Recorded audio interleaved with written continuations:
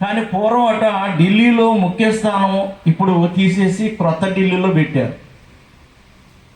ఇది వరకు రాజమండ్రి సెంటర్గా ఉన్నప్పటికీ అది ఇప్పుడు తీసివేసి 50వ సంవత్సరం నుంచి గుంటూరు సెంటర్గా మార్చడం జరిగింది. 49లో దైవజనులు దేవదాసయ్య గారు గుంటూరు రావటము, తర్వాత ఇక్కడ కార్యక్రమాలు జరగడం చూస్తున్నాం. ఎందుకండి అంటే మనం చూస్తే అక్కడ బైబిల్ మిషన్ ఆరాధన లేదు. ఎక్కడ? రాజమండ్రిలో బైబిల్ మిషన్ ఆరాధన లేదు. 50లో ఆరాధన లేదు.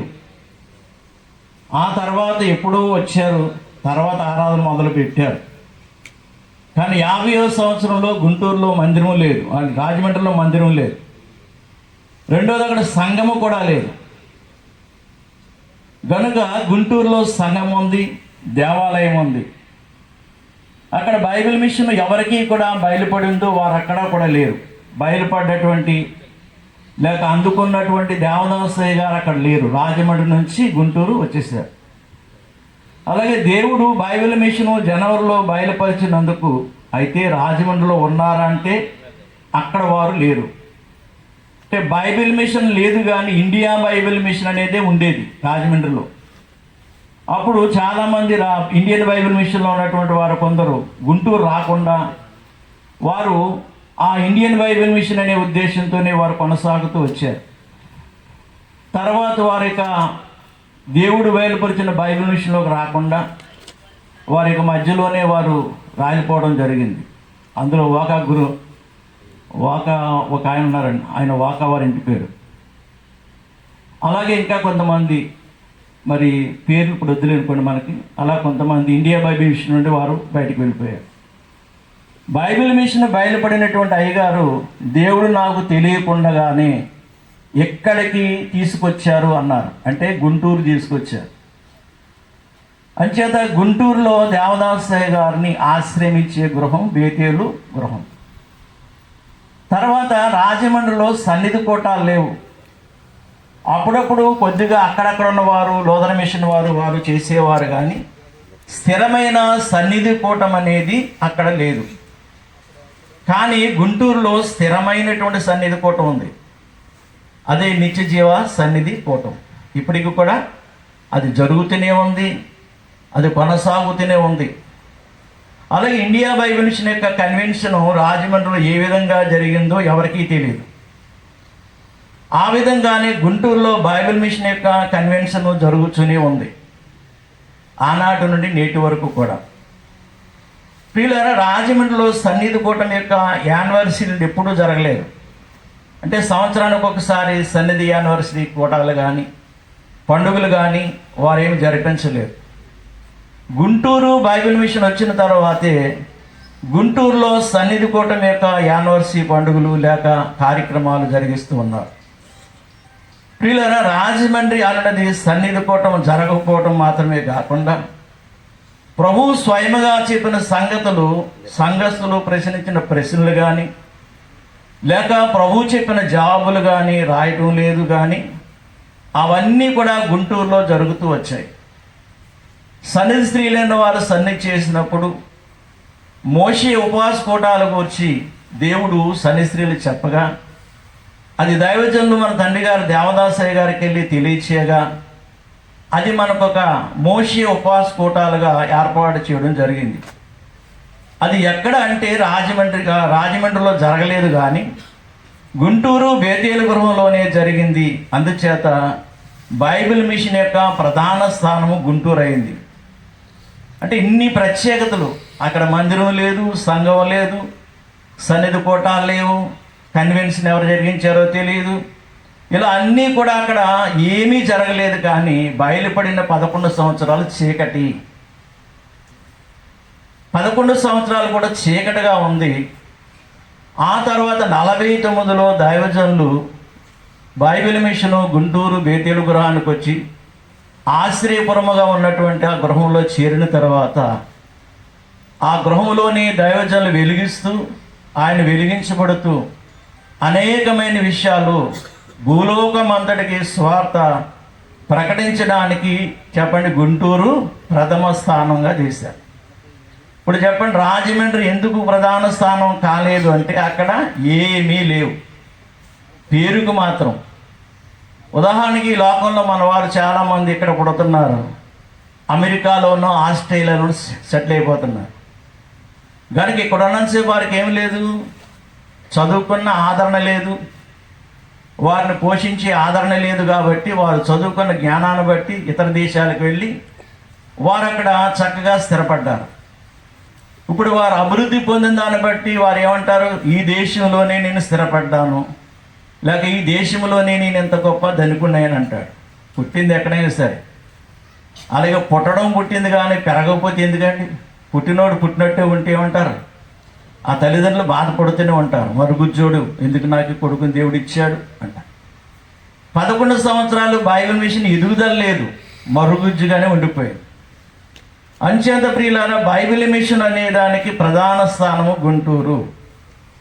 రాజమండ్రిలో ప్రత్యేకమైన స్వస్థతశాల లేదు, కానీ గుంటూరులో ప్రతి సోమవారము జరుగుతుంది.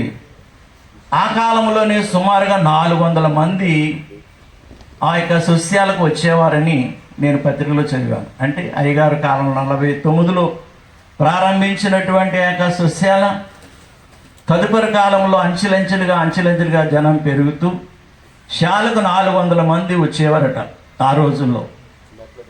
ప్రియులారు, ఈలాగున మరి స్వస్థతశాల గుంటూరులో ఉంది, ఆరాధన ఉంది, గుడి ఉంది, సన్నిధి క్రమాలు ఉన్నాయి. రెండవదిగా మరి మనం చూస్తే 12వదిగా రాజమండ్రిలో తరచుగా పంచిపెట్టే పత్రికలు లేవు. అంటే అయ్యగారు రాసిన పత్రికలు ఏది కూడా ప్రింట్ కాలేదు. దేవదాస్ గారు ఎన్నో చక్కని విషయాలు దేవుని దగ్గర అందుకొని అనేకమైన విషయాలు ఆయన వ్రాసి ప్రింట్ చేయడానికి ఏ రకమైన అవకాశం లేకపోతే ఆ కాగితాలు అచ్చువేయడం అనేది కూడా లేదు. కానీ గుంటూరులోనే మనకు ఆ యొక్క పత్రికలు అచ్చువేయటం. ఆ రోజుల్లో ఎవరైనా ₹1 అయ్యగారికి మనీ ఆర్డర్ చేస్తే వారికి మళ్ళీ కొన్ని పత్రికలు పంచేవారట. ₹1 పంపితే ఒక కట్ట పత్రికలు పోస్ట్ చేసి అయ్యగారు పంపించేవారట. అంచేత గుంటూరులో బహుగా క్రమముగా అన్నీ జరుగుతూ వచ్చాయి.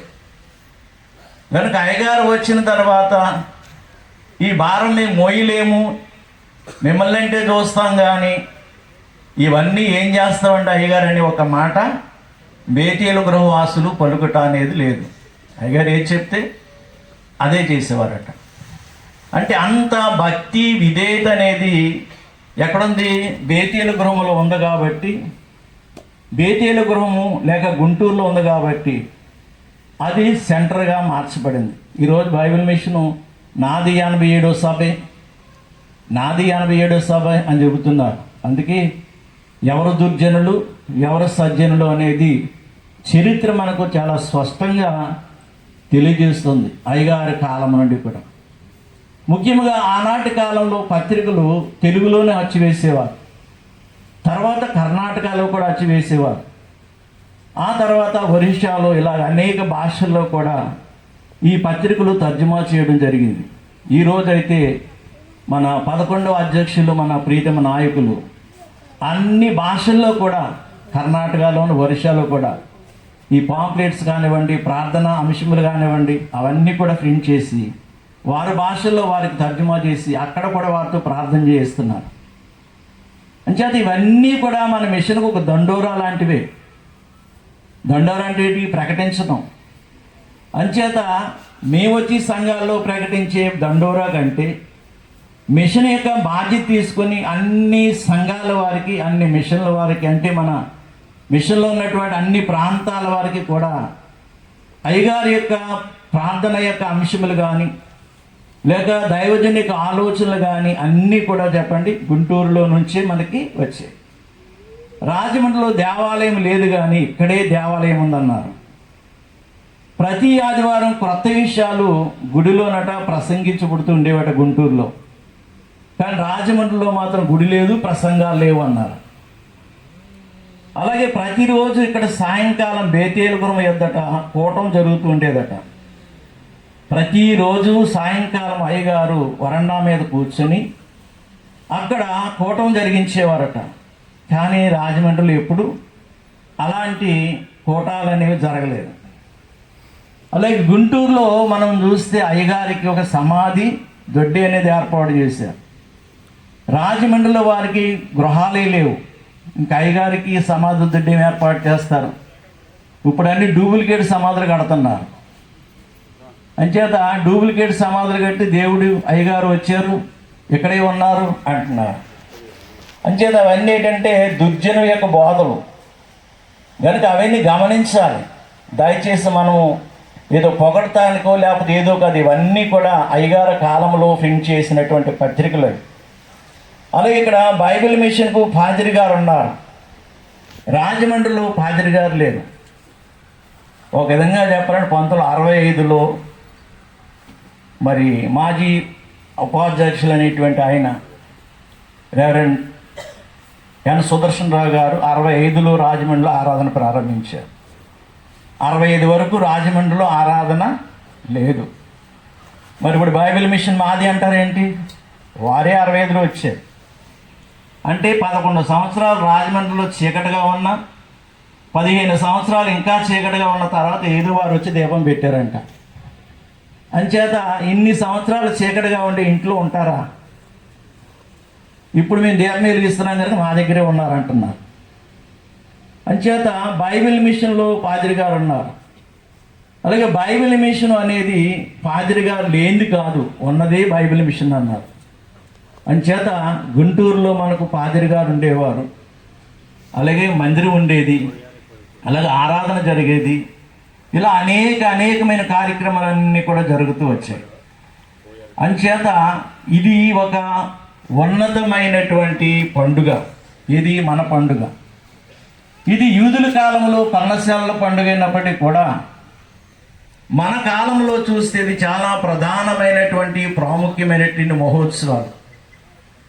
ఈ యొక్క పర్ణశాలల పండుగ మనం జ్ఞాపకం చేసుకుంటూ, అంటే దేవుడు ఆనాడు ఇశ్రాయేలు ప్రజలకు ఎలాంటి గొప్ప ఆశ్చర్యకార్యాలు చేసుకుంటూ వారు నడిపించారు.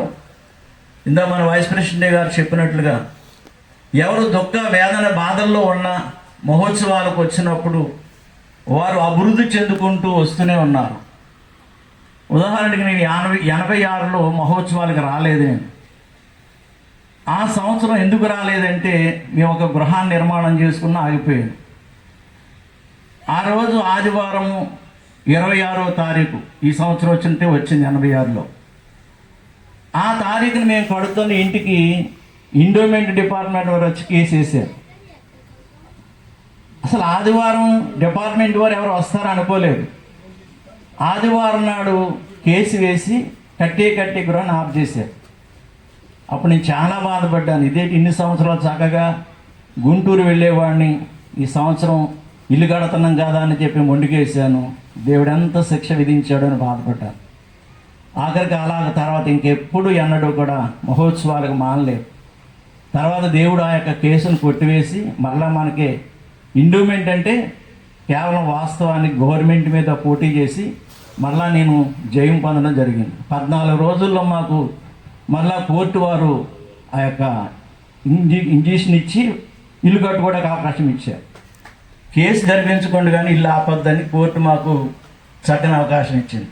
అంచేత ఈ మహోత్సవాలకి మనం రాకపోతే జరిగేది ఏమిటి అంటే మనకు కొన్ని అనార్థాలు జరుగుతూ ఉంటాయి. అంచేత వచ్చే వారము ఇక ఎన్ని అప్పులున్నా, బాధలున్నా, కష్టాలున్నా, పిల్లలున్నా, పెద్దవారున్నా అందరం కూడా ఈ మహోత్సవాలకు మనం రావడం మనకు ఎంతో ఆశీర్వాదం. చూడండి, మనం చూస్తే జకరియా గ్రంథంలో మీరు చదువుకుంటూ ఉంటారు. 14-16 ఈ యొక్క మహోత్సవాలకు రాని వారి మీద వర్షము కురవకుండునుగాక అని ఉంది. అంచేత ఆ వర్షము కురవటం అనేది మనం చూస్తే దేవుని యొక్క మహోత్సవాల్లో మనం ఏకీవించడం వల్ల మనకు అనేక ఆశీర్వాదాలు ఉన్నాయి. కనుక ఏమిటి ఆశీర్వాదాలని మనం చూసినట్లయితే ప్రియులారా, మనము దేవుని యొక్క ఈ యొక్క 3 దినాలు లేక 4 దినాలు ఇక్కడికి వచ్చి పందిటిలో లేక అరణ్యములో వారు ఆ దినాల్లో వెళ్ళి అక్కడ నివాసం చేసేవారట. ఈ కాలంలో మన మహోత్సవాలు రావడం వల్ల మన పంటలకు దీవెన, రెండవదిగా మన పొలములకు దీవెన, అంటే పొలాలైనా పంటైనా ఒకటే. కానీ దీవెన అనేది పొలాలంటే వాస్తవంగా మనం బియ్యము లేక ఇంకా ఏవో మరి సరుకులు పండించే దాన్ని పొలం అంటారు. లేక పంటలంటే మనం ఇంకా ఉండేటువంటి కొన్ని పుష్పాల తోటలు ఇలాంటివన్నీ. అలాగే మన పశువులకు కూడా దీవెన. పూర్వకాలంలో కాకాని సస్యాల్లో మేము వచ్చినప్పుడు అప్పుడు కరవాలి జాకోబాయి గారు ఒక అయ్యగారు ఉండేవారు. ఆ కాలంలో మేము వస్తే ఒక సాక్ష్యం ఇచ్చేవారు, మా బర్రె పాలిచ్చేది కాదు, ఆశీర్వాదం తైలం పొయ్యిగా మా బర్రె పాలిస్తుంది. ఈ సాక్ష్యాలు ఎంతో చక్కగా ముచ్చటగా ఉండేవి. నేను అప్పుడు అనుకునేవాడిని, అమ్మో నిజంగా బర్రె కూడా పాలు ఇవ్వకపోతే తైలం పోస్తే అవి కూడా పాలిచ్చేవట. ఇలాంటివన్నీ చక్కని సాక్ష్యాలు వినేవాళ్ళం. అంచేత పశువులకు దీవెన.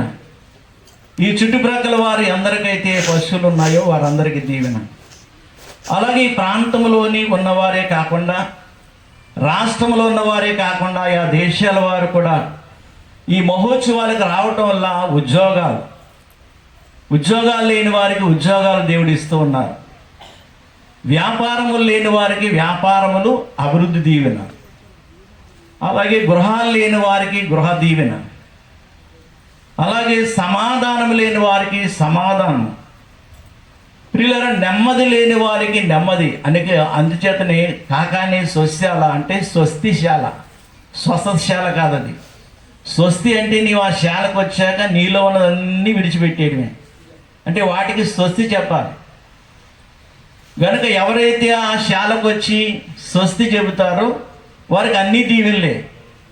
అలాగే దాన్ని ఆనుకొని మనము బేతేలు గుర్రాన్ని ఆనుకొని చేస్తున్నటువంటి మహోత్సవాల వల్ల మనకు సమాధానం జరుగుతుంది. మన కుటుంబాల్లో సమాధానం లేకపోయినా, లేక మన ఇరుగు పొరుగు వారి మధ్య సమాధానం లేకపోయినా మనకు సమాధానం దొరికేటువంటి యొక్క మహోత్సవాలని మనం గ్రహించాలి. అలాగే చెరువులు ఫలింపు దీవెన.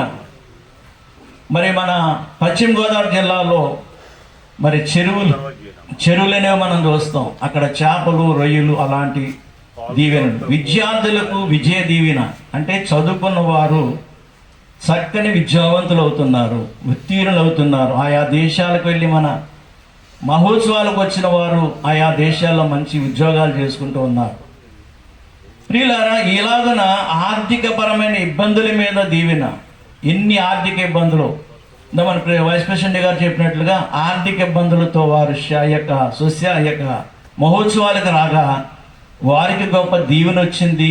నిజమే. ఇప్పుడు ఆ యొక్క మరి ఏ ఊరిది, కొల్లేరు. ఆ కొల్లేరులో మంచి గృహాన్ని వారు కట్టుకున్నారు. అంచేత ప్రియులారా, ఇలాంటి ఆత్మీయ జీవితానికి కూడా వృద్ధి దీవెన. ఆత్మీయ జీవితంలో మనం చాలా విషయాలు నేర్చుకుంటాం. ఉదాహరణకి శాలకు రావటం వల్ల, మహోత్సవాలకు రావటం వల్ల సుమారుగా ఎంతమంది బోధలు చేస్తూ ఉన్నారో అవన్నీ చక్కగా మీరు రైటింగ్లో పెట్టుకుంటే సంవత్సర కాలం అంతా కూడా మీకు దీవెనే.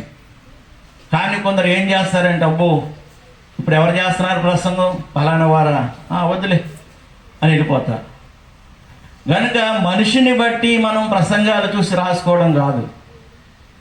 ఏ భక్తునిలోనైనా మాట్లాడేది ఎవరు చెప్పండి? దేవుడే. అంచేత అలాగని మనము చక్కని వాక్య సందేశాలు వినటం వల్ల మన ఆత్మీయ జీవితానికి వృద్ధి కలుగుతుంది, దానివల్ల దీవెన కలుగుతుంది. ఆ తర్వాత రాకడకు సిద్ధపాటు అనేది ఏమిటో నేర్చుకుంటాం. కనుక రాకడ సిద్ధపాటు యొక్క దీవెన. తర్వాత మహోత్సవాల ద్వారా ఆ ప్రత్యేకమైన ఆశీర్వాదములు, ఆత్మ కుమ్మరింపు దీవెన. దేవదాసయ్య గారు 10 దినాలు ఆత్మ కుమ్మరింపు కూటాలు పెట్టేవారట.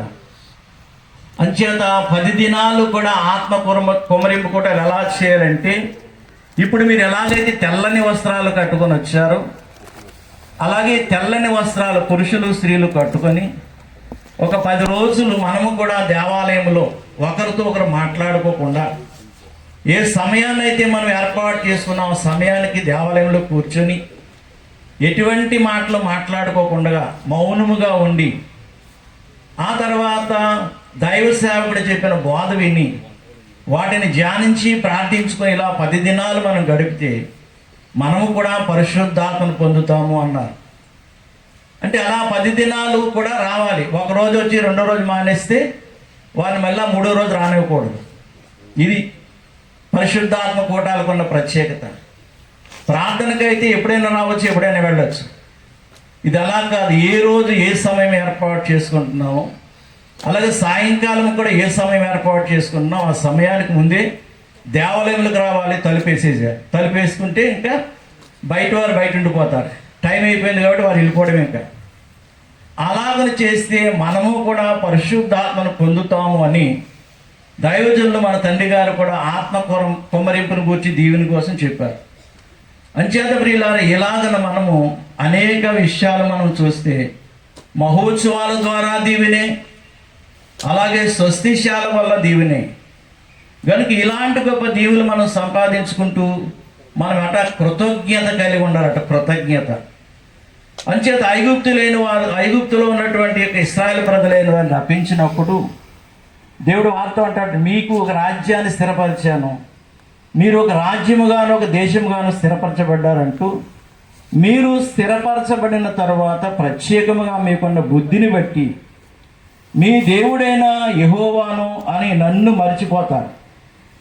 ఒకప్పటి స్థుతి నుండి మళ్ళీ ఇష్టానుసారంగా జీవించి ప్రయత్నాలు చేస్తారు. కావున ఆ విధముగా మీరు మీ ఒకప్పటి స్థితిని మరలా మర్చిపోకుండా యెహోవాను నాయందు భయభక్తులు కలిగి జీవించగల మీరు తప్పగా ఈ పర్ణశాల పండుగను ఆచరిస్తూ సుఖ సౌఖ్యాలను విడిచిపెట్టి 7 దినాలకు మీరు వెళ్ళి అక్కడ గుడారాలు వేసుకొని నివాసం చేయండి అని మనకు తెలియజేశారు.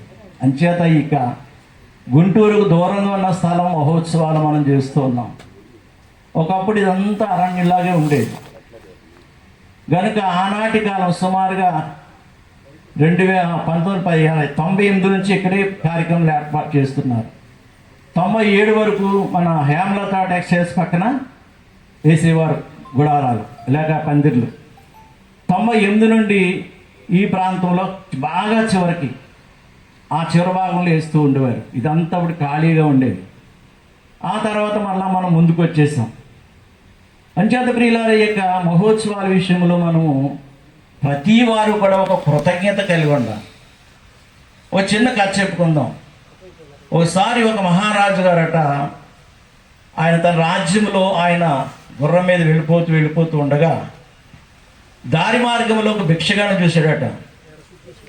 ఆయన వెంటనే ఆగి, నా రాజ్యంలో నీకు ఉద్యోగం దొరకలేదా, నీవు పని పాటు లేకుండా అడుక్కుంటున్నావు, సిగ్గులేదా నీకంతి అని ఆ భిక్షగాడిని దెబ్బలాడాడట. ఆ రాజుగారు, అయ్యా నేను పని చేసుకోవడానికి ఆశపడుతున్నాను, నాకెవ్వరూ కూడా ఉద్యోగం ఇవ్వటం లేదు, అంచేత మీ రాజ్యంలో నాకు ఏదైనా ఉద్యోగం ఇస్తే నేను తప్పకుండా చేస్తానన్నాడట. సరే, నా భిక్షగాడిని తీసుకెళ్ళి రాజ్యంలో ఒక పని ఇచ్చాడట. ఆ పని చేస్తూ ఉండగా రాజుగారికి ఈ యొక్క భిక్షగాడి మీద మహానమ్మకం పుట్టి కొంతకాలానికి మంత్రిగా అతన్ని ఎంపిక చేశాడట.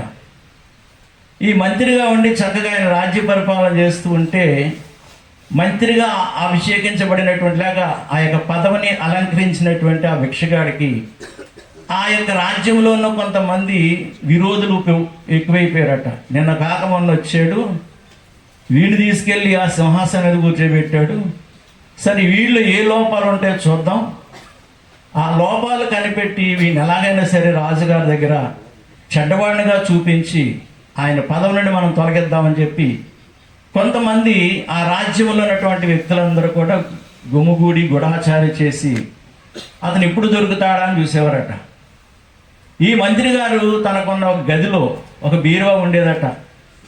ఆ గదిలోకి వెళ్ళి ఆ బీరువా తలుపులు తీసి చూస్తూ ఉదయం సాయంకాలం ఎవరైనా చూస్తానో లేదని చూసి మరి తలుపేసేవాడట.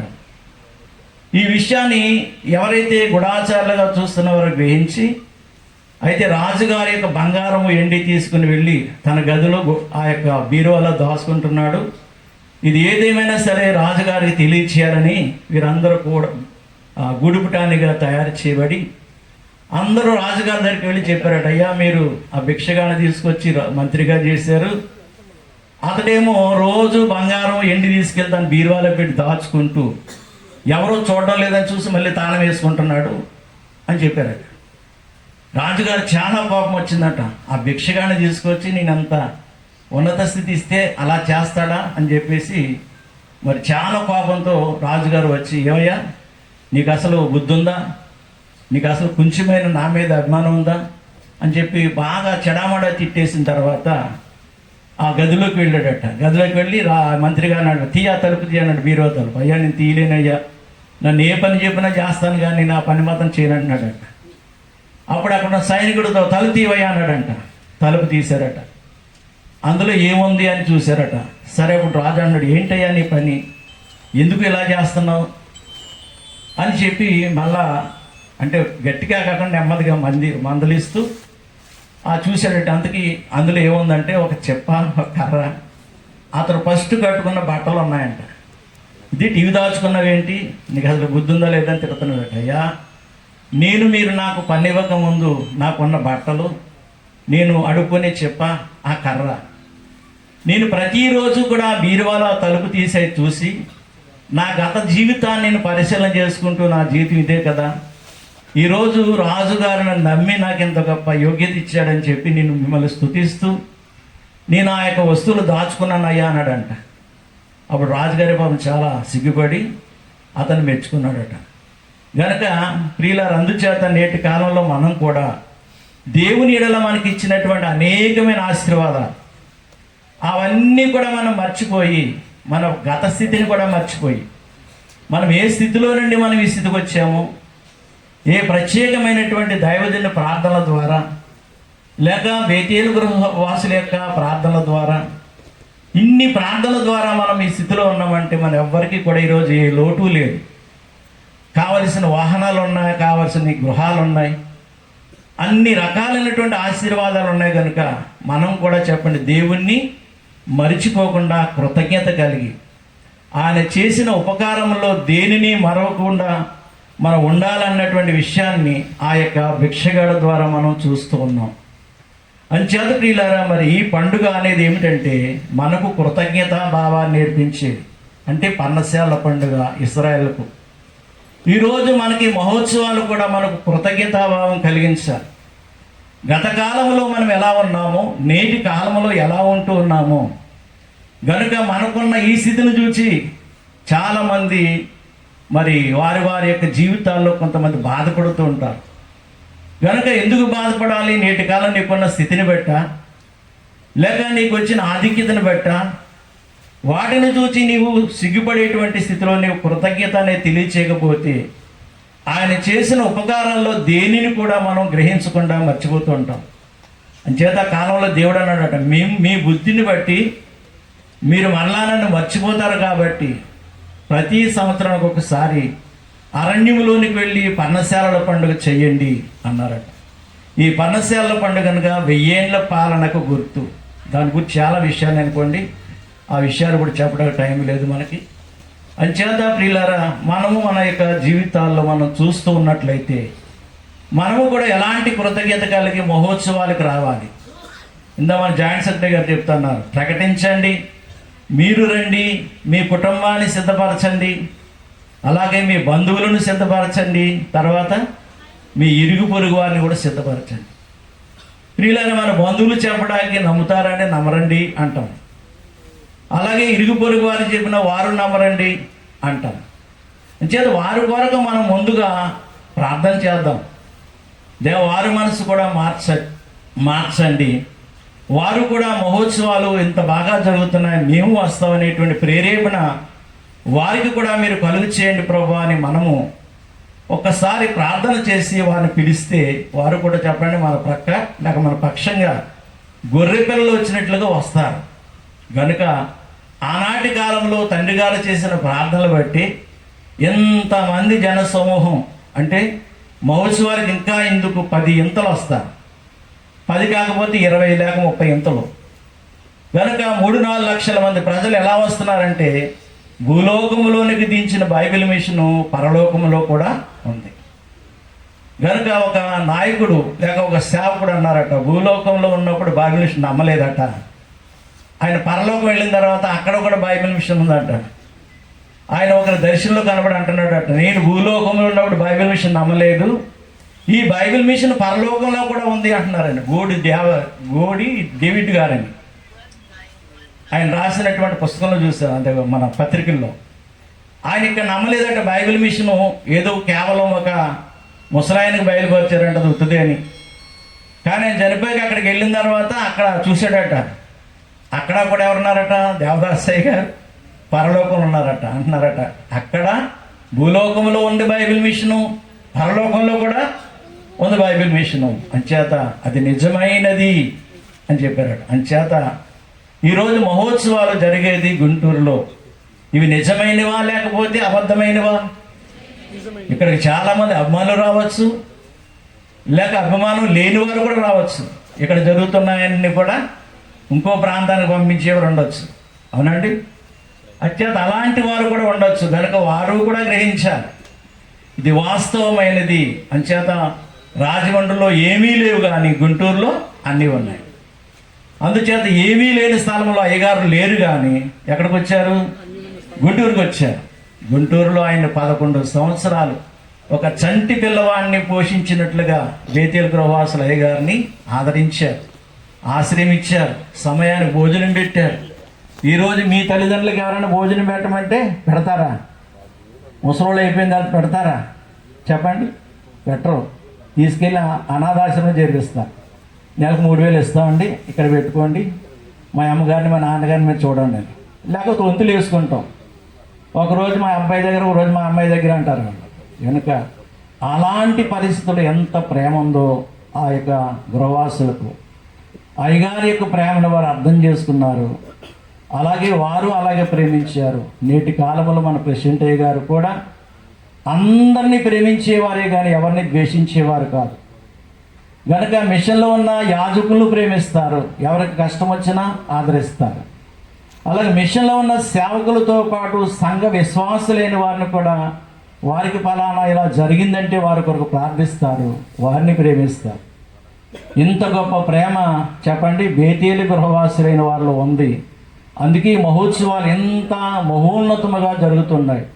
కనుక ఇందులో మనం అందరం పాలు భాగస్థులంగా ఉండి మన యొక్క పరిచర్యను చేస్తూ మన మహోత్సవాలకు మనమే గొప్ప బలమైన పనివారుగా నిలవబడి ఎవరు ఏ పని చేయడానికి సిద్ధపడుతున్నారో, ఎవరు ఎలా ప్రోత్సాహపరిచి సంఘాలు తీసుకురావడానికి సేవకులు సిద్ధపడుతున్నారో, అలాగే సంఘములను మీరు కూడా ఎలా ప్రోత్సాహపరిచి తీసుకురావడానికి సిద్ధపడుతున్నారు. అంచేత ఈ దండోరా అనేది వీళ్ళరా ఏదో ఒక ప్రాంతానికి ఒక ప్రాంతంలో ఒక సేవకం ద్వారా జరిగేది కాదు. ఇంత గొప్ప దండోరా చెప్పండి మన బేతేలు గృహవాసుల ద్వారా ఇక్కడ జరుగుతుంది. ఈ దండోరా అనగా అనేకులను ఆహ్వానించటం. అందుకే కొన్ని ప్రాంతాలు మేము దండోరా పెట్టినప్పుడు అక్కడ డప్పు కొట్టి ఇందు మూలముగా తెలియజేయనిది ఏమనగా దేవుడు ఫాదర్ దేవదాసయ్య గారికి బయలుపరిచిన బైబిల్ మిషను మహోత్సవాలు ఆ నాగార్జున యూనివర్సిటీ ఎదురుగా వేచిన పందిర్లు 26, 27, 28, 29 తేదీలో జరుగుతున్నది. కనుక గ్రామస్తులైన వారందరికీ తెలియజేద్దామని అందరూ కూడా ఆ పండుగలోనికి తప్పక మిమ్మల్ని ఆహ్వానిస్తున్నాం, రండి రండి అని ఆ డప్పు కొడుతూ మేము ఆ దండోరా వేసాం. కొన్ని ప్రాంతాల్లో తిరుపతిపాడులోను, అలాగే మన కొన్ని ప్రాంతాలు ఏలూరులో. అంచేత ప్రియులారా, ఇప్పుడు మీ మట్టికి మీరు హృదయపూర్వకంగా దండోరా వేయండి. ఈ కొద్ది మాటలు దేవుడు దేవదాసయ్య గారు మనకి ఇచ్చిన ఆత్మీయ సంగతులు, అలాగే బైబిల్ గ్రంథంలో సంగతులు గ్రహించి మహోత్సవాలకు సిద్ధపడి మహిమ కాంతిలో మనమందరూ సిద్ధపడి మేఘం ఎక్కే భాగ్యము పరిశుద్ధాత్మ దేవుడు దయచేయనుగాక. ఆమేన్. ఈ గొప్ప సమయం